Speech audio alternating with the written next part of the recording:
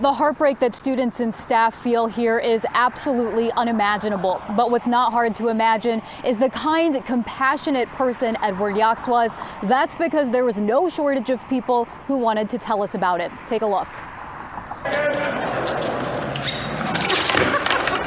He still had so much more time to live. He had so much more life ahead of him. During his years of service as a school resource officer at Plymouth Canton Educational Park, everyone knew Edward Yachts as a kind police officer who always made people laugh. That's according to 2018 Canton High School graduate Ryan Triolet, who remembers Yachts as a trustworthy, friendly face. He was one of those people that just really embodied what a police officer should be, in my opinion, especially with all that's been going on with public opinion of the police.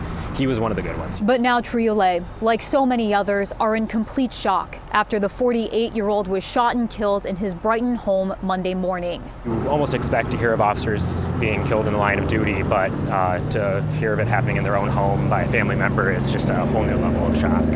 Adding another complicated layer of grief, 18-year-old Hayden Yachts, Edward's son, is the man accused of pulling the trigger. Wednesday afternoon, he stayed mostly silent when he went before a judge for the first time.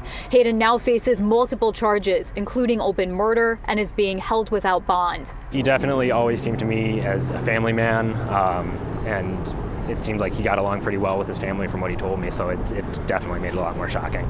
He was very kind, very gentle, and very supportive of our community, and he'll definitely be missed. Erickson Elementary Principal Kevin Learned says Yachts' service went beyond the district's high schools. He also spent a decade teaching safety lessons to 2nd and 5th graders. Always open to answering questions, and you can imagine elementary age kids have some doozies sometimes, but he was always welcoming of those questions and answered those in a very kind and understanding way. Now as the community comes to terms with the loss that's shaken them to their core, they want Yachts' family to know they're standing behind them. During his lifetime, he helped out a lot of people. He improved a lot of people's days. He put smiles on people's faces when they were having the worst day of their life. And, he was always just such a respectful, good human being. And, of course, an amazing police officer, but also just a genuinely good person. Hayden is expected to be back in court next month. We're in Canton. Veronica Meadows, Fox 2 News. Well, Veronica, we still don't have a motive for this shooting. Hayden is just 18. Has he been in trouble with the law in the past?